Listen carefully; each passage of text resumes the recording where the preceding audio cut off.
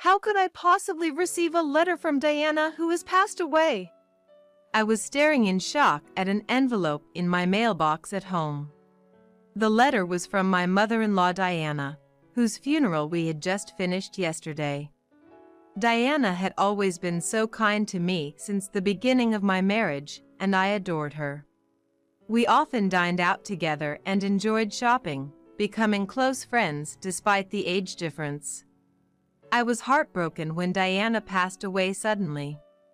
Even after the funeral, I couldn't fully accept the reality of her death. So, when a letter from Diana arrived, I was incredibly surprised. Rushing to read it, I found something totally unexpected. Firstly, the reason this letter came to me seems to be that Diana had asked the church's pastor to deliver this letter to me after her passing. It instructed me to open the closet in Diana's room at my in-laws' house, revealing a secret door. The letter detailed how to open this secret door. And at the end, it instructed me to open it alone. Checking the time, I knew that Jimmy, Diana's brother-in-law who lived with her, his wife, and their kids would all be out at school or work. I headed straight to my in-laws' house, used my key to get inside, and followed Diana's instructions to open the secret door in her closet by myself. Thank goodness, it opened! Relieved that it opened successfully, I checked what was inside. What is this? My name is Olivia. I'm a 35-year-old web designer working remotely. 5 years ago, I married Fred, who is 4 years older than me, introduced by a friend, and we still have a great relationship. However, we don't have any children yet. Both of us love kids and wanted to have them as soon as we got married, but unfortunately, we haven't been able to conceive. There was a time when I was deeply troubled and depressed about not being able to have children, but there was someone who always treated me kindly. That was my mother-in-law, Diana. Olivia, don't overthink it. There's no need to rush. How about we go to the new waffle shop by the station to change your mood? Diana always encouraged me and spoke kindly to me. She was bright, kind, and empathetic. I loved her for that.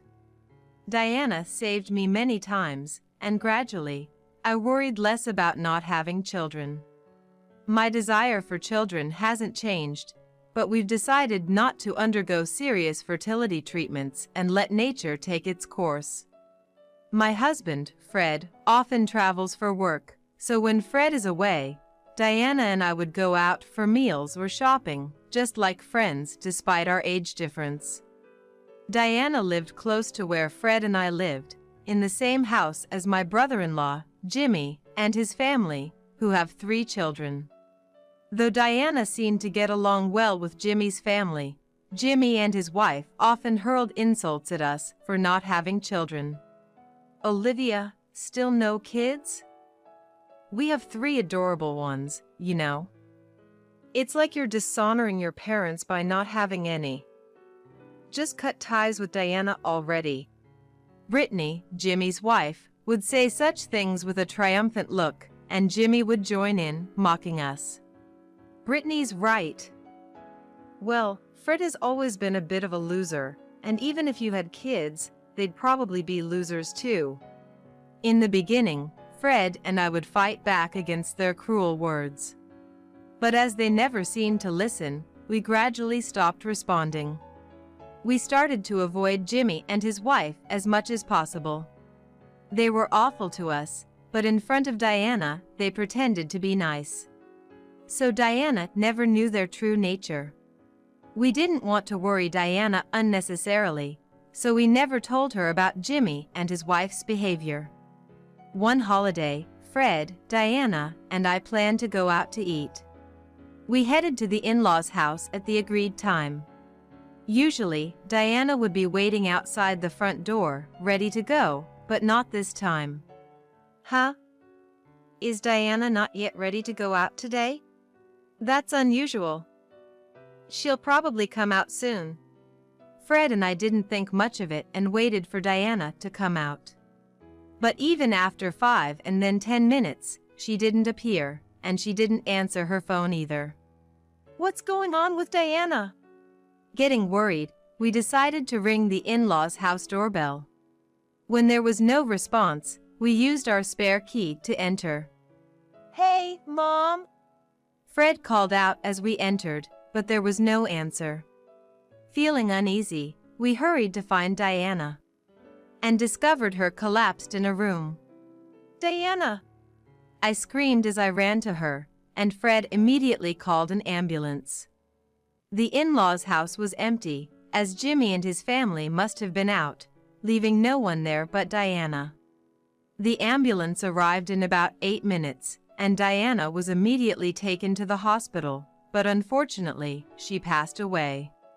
It was a stroke. Fred and I couldn't accept the sudden departure of Diana from our lives. We both cried so much we thought we might run out of tears. However, there was much to be done, such as preparing for the funeral. We couldn't remain saddened and withdrawn forever.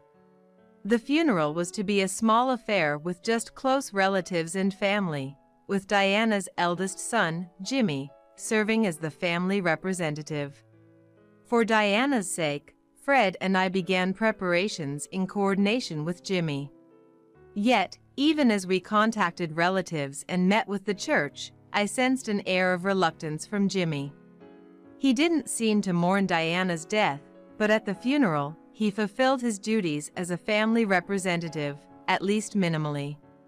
However, after a brief chat with the relatives, I immediately called for Fred. Since I left the gathering so abruptly, the relatives looked at Jimmy with displeasure. Furthermore, at the meal with relatives after the funeral, Jimmy was the first to take his seat and showed no intention of standing up again. Even if Fred made greetings, he just drank beer. Brittany, too, was just drinking beer beside him. So Fred and I hurriedly went around to the relatives, thanking them for coming and sharing memories of Diana.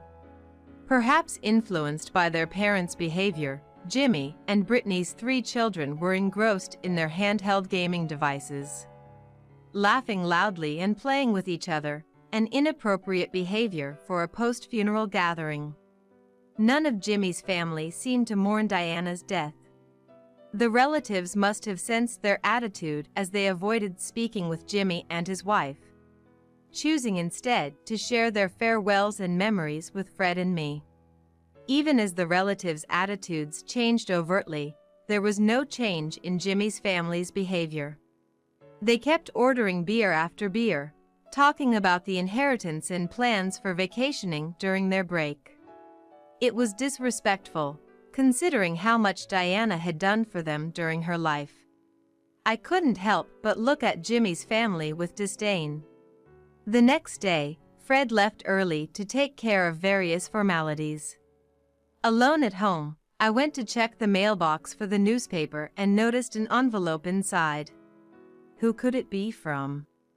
I picked up the letter to check, and to my surprise, it was addressed to me and the sender was none other than Diana. How could there be a letter from Diana? Surprised, I went back into the living room to open the letter. The letter contained something entirely unexpected. It appeared that Diana had arranged with the church's pastor to send this letter to me after her passing. The letter included instructions to open the closet in Diana's room at the in-laws' house, how to find and open a hidden door within the closet, and the contact information of a lawyer Diana had dealings with. The final instruction was to ensure I opened the closet alone. I read Diana's letter over and over. Though Diana was slender, her handwriting was large and forceful. Indeed, the powerful signature that seemed to embody Diana's very essence made me take a deep, refreshing breath.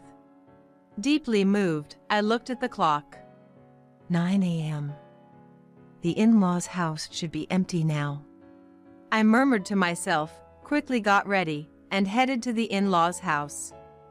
The children should be at school by now, and Jimmy and his spouse likely left early this morning. I saw on Brittany's social media this morning that she and Jimmy were going out together. Despite it being the day after Diana's funeral, they seemed to be sending the kids to school and boasting about enjoying their day off using vacation time. If that post was accurate, no one would be at the in-laws' house. I had to go now. I couldn't be sure when another chance would come.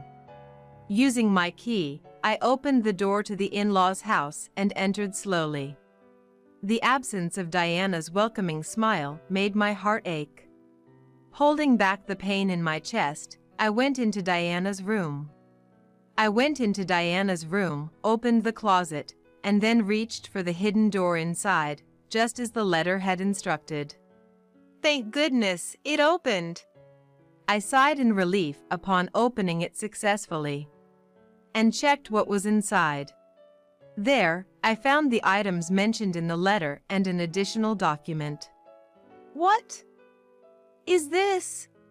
Looking at the documents, I felt Diana's love and was on the verge of tears. I wanted to stay and cry, but I knew I had to leave the in-laws' house quickly. It would be disastrous if someone were to come back and see me here. That is because Diana's letter had instructed to do this alone. With the documents in hand, I returned home and contacted the lawyer mentioned in Diana's letter to inform them of her passing. Just as I was about to contact Fred and Jimmy's family to see if we could all get together this weekend, I received a message. It was from Brittany. The message said they had important news and wanted everyone to gather at the in-laws' house this weekend. What could Brittany possibly want to discuss? I have nothing but a bad feeling about this. I was skeptical, but it seemed odd to refuse, so I decided to accept Brittany's suggestion. When Fred and I arrived at the in-laws' house over the weekend, I joined the meeting feeling tense. Jimmy and Brittany were smirking unpleasantly, and their 3 children were not present. Likely left with someone else. As soon as Fred and I sat down, they presented us with a document. "This is Diana's will," Brittany declared confidently. The signature on the will was indeed Diana's, and it stated that all her assets were to be inherited by Jimmy and his wife. It says here that we, the couple, are to inherit the entire estate, doesn't it? So, you guys won't get a single cent from the inheritance. Too bad. Jimmy laughed vulgarly, his face twisted in an ugly grin. Fred was perplexed, but I silently stood up and returned with Mr. Smith, the lawyer who had been waiting outside. Who is this?" Jimmy and Brittany were confused by the sudden appearance of the lawyer. Fred was also surprised, not knowing the lawyer had been waiting outside. "This is Mr. Smith, a lawyer who Diana had been close with for many years." I introduced him briefly, and Jimmy and Brittany's expressions turned to anger. "A lawyer? Why did you bring someone like that here?" It was Diana's instruction. She wanted Mr. Smith to help with the property settlement agreement to make things smoother. Jimmy shouted, "We don't need a lawyer!" He slammed his hand on the table and gestured to Diana's will with his chin. "Mom left a will. We don't need a lawyer with this." At that, Mr. Smith calmly raised his hand. "Are you certain this document was entirely written by Diana herself?" In response to that question, Jimmy raised his voice. "Of course it is." Mr. Smith shook his head sadly at the scene. "This cannot be recognized as a valid will. A holographic will must be entirely handwritten by the person themselves." Mr. Smith pointed out that the word will at the beginning and Diana's signature at the end were indeed handwritten. However, the rest of the document looked like it had been printed from a computer. The once noisy living room fell silent. In a panic, Jimmy reached for the will and brought it closer to himself. But that changed nothing. The printed, neat text remained unchanged. The handwriting of the signature and the rest of the document differs. Could this will have been forged? At Mr. Smith's suggestion, Jimmy and Brittany visibly trembled. What are you talking about? We would never do such a thing. Why are you being so paranoid? And even if it was forged, what then? Mr. Smith responded to Brittany's words. Forging a will is a serious crime. Jimmy and Brittany's faces turned pale. They were flustered, shouting incoherences and making excuses. At this moment, Mr. Smith delivered the crucial information. Olivia has a notarial will, so this will is invalid. What? Jimmy and Brittany were astonished, their eyes wide open. What's that? We weren't informed. The letter from Diana that I had received mentioned that a notarial will was hidden behind the secret door in the closet. We didn't know either until we received a letter recently. Diana revealed the location of this will in it. The letter contained not only practical matters, but also explanations about why the notarial will was made and why it was disclosed to me. Diana had been feeling her health decline recently and prepared a will, but it seems she suspected that Jimmy and his spouse might tamper with it. I had assumed Diana was completely unaware of Jimmy and his spouse's true nature, but it appears Diana had some inkling of their greed for money. The notarial will stated that the estate was to be equally divided between Jimmy and Fred. What? How could she have prepared something like this? Jimmy and Brittany were in shock, their eyes wide with astonishment. At that moment, Jimmy seemed to have an epiphany and exclaimed loudly, That's right! But the beneficiary of Mom's life insurance is me, isn't it? It must be set to me, the eldest son. To Jimmy, who was shouting with his eyes blazing, I announced in a cold voice. In addition to the notarial will, Diana also entrusted me with a life insurance policy.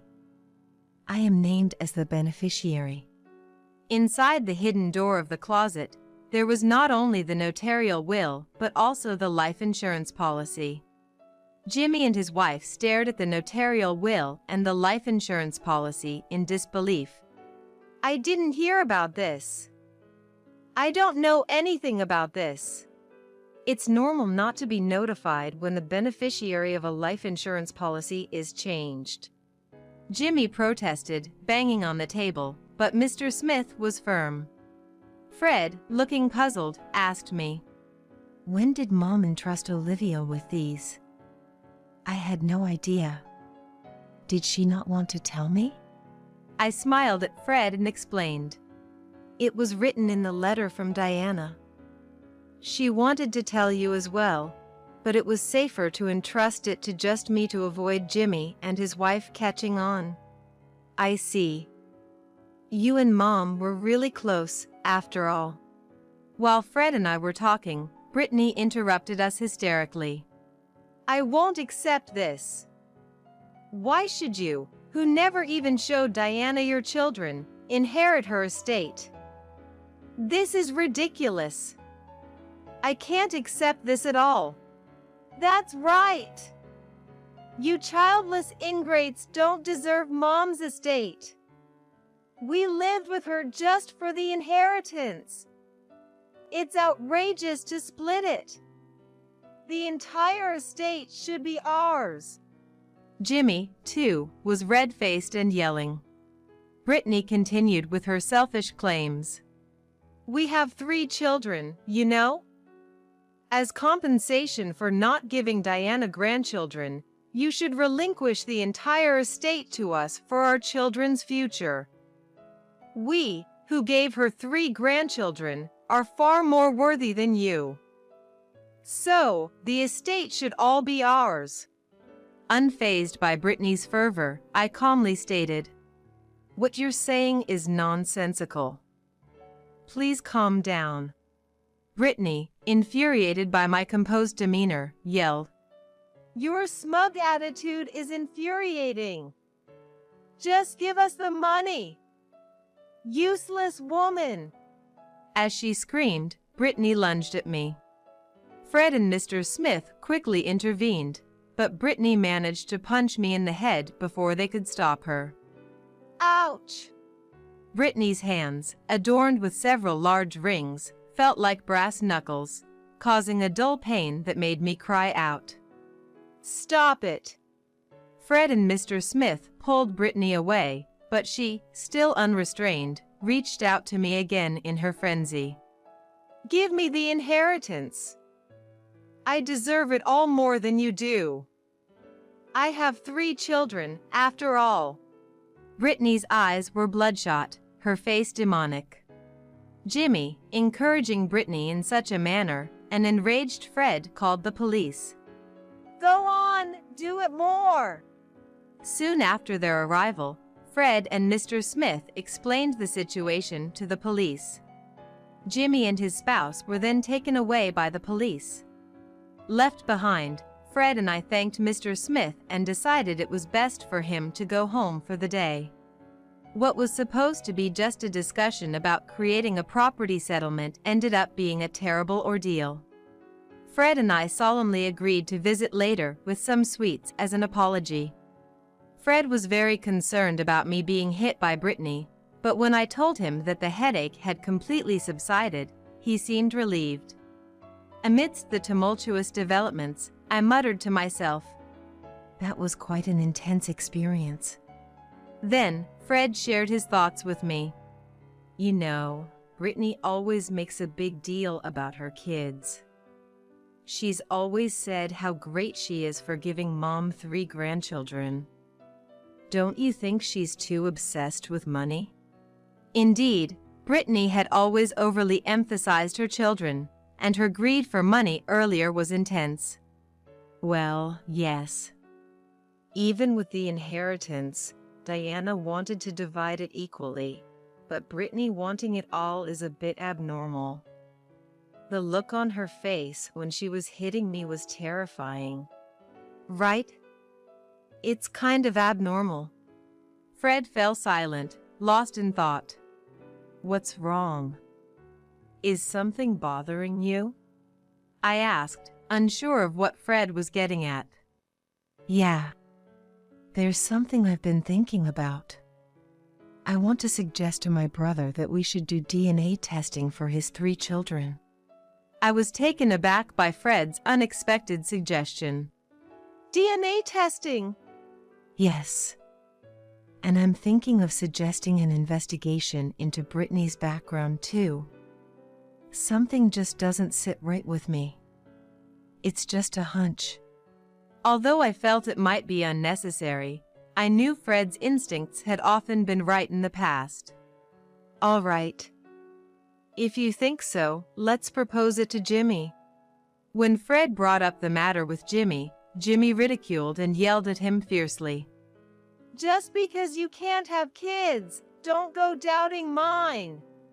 Though Jimmy shouted in protest, he snatched the DNA testing information from Fred as they parted, which might indicate some underlying concern on his part. The first results to come in were from the DNA testing of Jimmy and the children. It turned out that the 2 youngest were not biologically related to Jimmy. I had my suspicions about the youngest since they didn't really resemble either parent, but the middle child too. Fred was speechless. Perhaps motivated by the results, Jimmy also conducted a thorough investigation into Brittany's background. It was revealed that Brittany had relationships with multiple men even before marrying Jimmy. Moreover, she had recently been discovered by the wives of her lovers, who then demanded compensation from her. Brittany, who spent more time at home than Jimmy, had been meticulously hiding this correspondence. The total amount of compensation demanded was far beyond what could be covered by Brittany's salary or savings. As a result, Brittany was desperately trying to secure Diana's entire estate for herself. Naturally, this led to a violent confrontation between Jimmy and Brittany, throwing objects at each other and engaging in a physical fight. Their confrontation escalated to the point where blood was shed, and a neighbor, unable to tolerate the noise any longer, called the police. The arriving officers ended up taking both parties away. Already under scrutiny for forging Diana's will, now they've committed an assault as well. When the police investigated the two, it seems they uncovered numerous other offenses, including theft and harassing wealthy individuals. As a result, Jimmy and his spouse were sentenced to prison. Fred and I were deeply troubled about what to do with the 3 children left behind. With Diana gone, we were their closest relatives. We considered taking them in, but ultimately decided against it. The children had fully absorbed their parents' attitudes, openly disparaging us as incapable and childless. The eldest, Ricky, 14, was certainly old enough to understand right from wrong, and even the youngest, at 7, should have some sense of appropriate behavior. Yet, each time they saw us, all 3 sneered and hurled insults. Even with their parents' arrest and being at the heart of the turmoil, their attitudes remained unchanged. We'd be doing you childless losers a favor by letting you raise us. We never expected such words from a 14-year-old. Faced with such hostility, we felt neither love for the children nor the belief that we could raise them to be decent individuals. In the end, we contacted Brittany's parents and decided to cease all involvement with the children. It seemed the children themselves understood our firm stance, as Ricky remarked. We'd rather stay in a rundown house than staying with a useless couple without kids. We felt this was for the best, especially since they expressed such sentiments. It's worth noting that we never disclosed to the children the fact that the 2 younger ones were not biologically related to Jimmy. Whether to reveal the truth or not is something we've left to Jimmy, Brittany, and their relatives. Fred and I decided to use the estate Diana left us to make a fresh start by moving to a distant location. It was a place rich in nature with lots of greenery, and both Fred and I were able to fit in quickly. There's a charming waffle shop near our new home, and every time we pass by, I think of Diana and how I would have loved to take her there if she were still alive. Soon after we moved, I was blessed with the child I had long wished for.